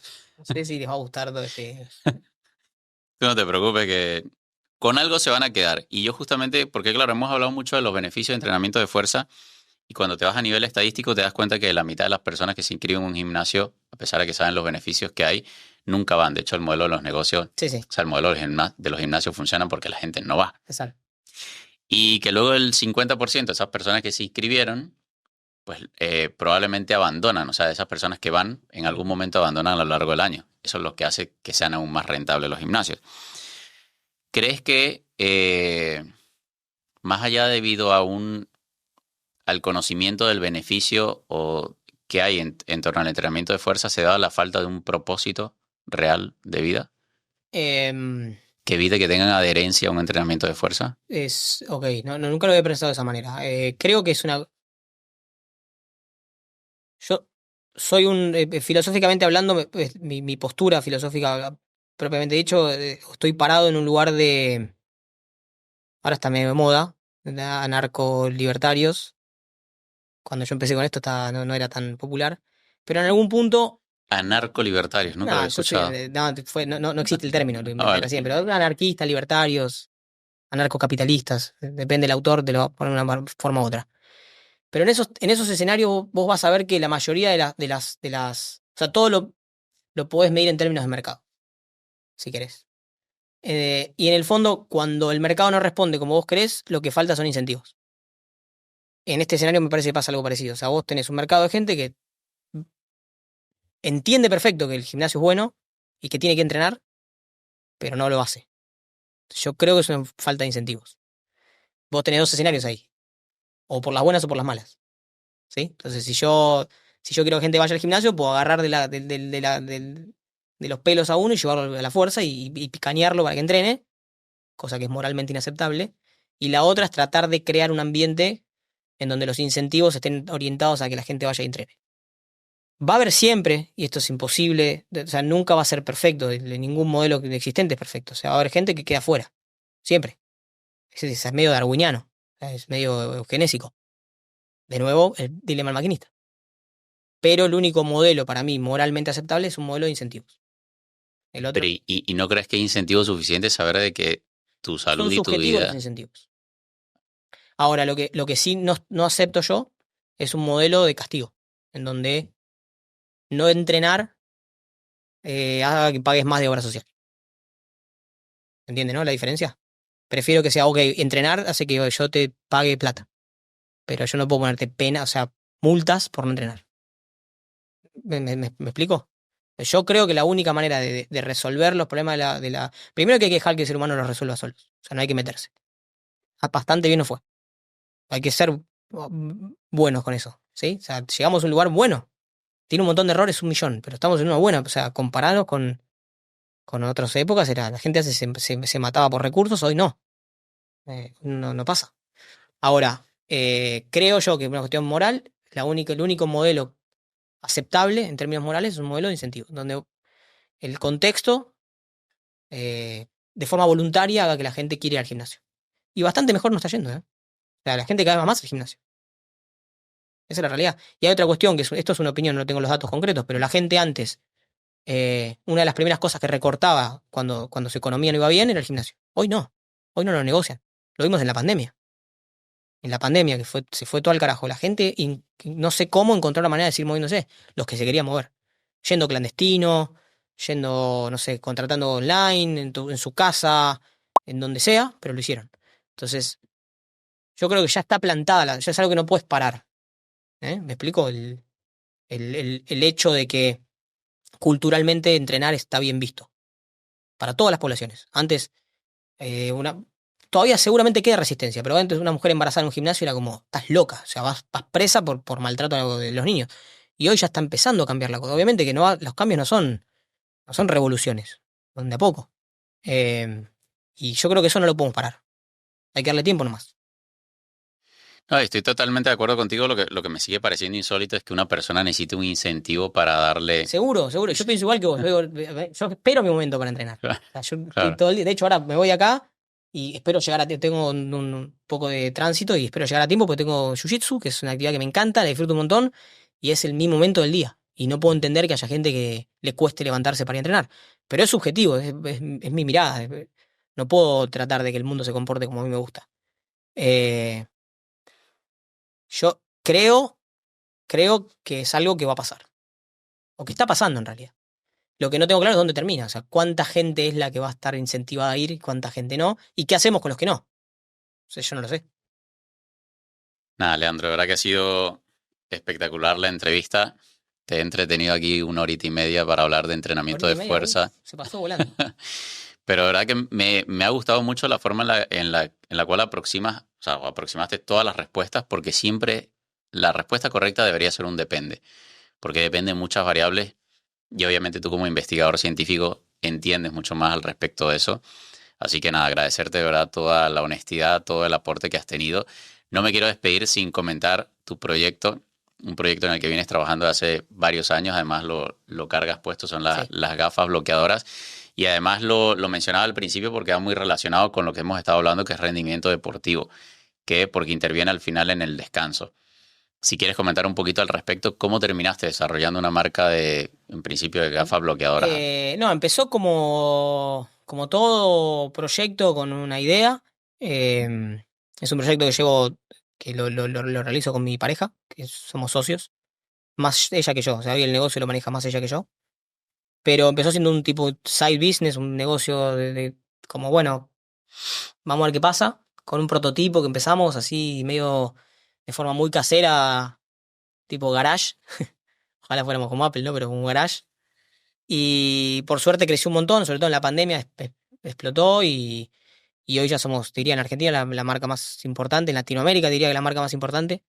Vendemos a toda Sudamérica y va muy bien. Y empezó un poco con esta que yo arranqué diciendo, un poco mi curiosidad pseudopatológica de trastorno obsesivo compulsivo, leyendo una cosa te lleva a otra, y me encontré, claro, o sea, cuando uno quiere mejorar el rendimiento siempre nos enfocamos en lo que es entrenamiento, pero no nos enfocamos tanto en lo que es recuperación, y el sueño es la herramienta recuperadora por excelencia. Entonces me encontré con todo ese universo de información y como soy una persona que trata de hacer las cosas muy prácticas, quería ver, bueno, ¿cómo hacemos para mejorar el sueño? Porque sí, dormí más. ¿Y cómo?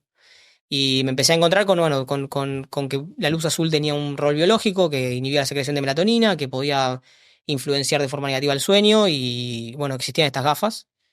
Y las primeras que usé eran las gafas típicas de plástico, medio de obra, que eran muy feas. Y cuando conocí a mi pareja, un día se quedó a dormir en casa y me vio con los anteojos rojos puestos, que era un ridículo, y me dijo, ¿qué haces con eso? Sácatelos. Le expliqué, le conté, y después de una semana, un día me dice, ¿me las puedo probar? Se las probó, se ve que durmió muy bien, o sea, se quedó dormida muy rápido viendo serie, y al día siguiente me dice, tenemos que fabricar estas gafas, a ella le gusta la moda y cuestiones más de diseño, entonces tratamos de hacer una marca que combine las dos cosas, o sea, la función de bloquear la luz azul y que tengan que se las puedas poner en la calle, o las que yo tenía, no sé, eran imposibles. Bueno, y así arrancó. Ese fue el inicio de la marca. Y hoy, por suerte, estamos creciendo todavía bastante con productos nuevos y bueno, desarrollándola. Qué bueno, y de verdad que te deseo todo el éxito del mundo con la marca Antu. Antú. Es como bueno, se pronuncia, pero se escribe Con doble con O, doble O. pero se pronuncia Antú. Así que nada, Leandro, bueno, quiero que seas tú quien se despida de este episodio, que les recuerda a todos, pues si divulgas en redes dónde te pueden conseguir y quien esté interesado en Sudamérica o hasta donde tengan alcance con las gafas, dónde pueden conseguirlas. No, bueno, agradecerte por el tiempo, por el espacio. Creo que se notó que soy un apasionado, que me gusta esto, lo disfruto. Y me pueden contactar, no sé, por redes sociales, que ya ni me acuerdo cómo es. Creo que es licenciado Leandro Carbone, todos juntos, si no me equivoco, mi Instagram. Eh, y el emprendimiento es blueblockers.antu, esa sí me la acuerdo. Así que lo pueden chequear ahí. Si no, no sé, mail, Twitter, qué sé yo, lo que quieran. Nada, Leandro, de verdad que agradecido estoy yo. No, Un un abrazo placer. enorme. Un gusto. Gracias.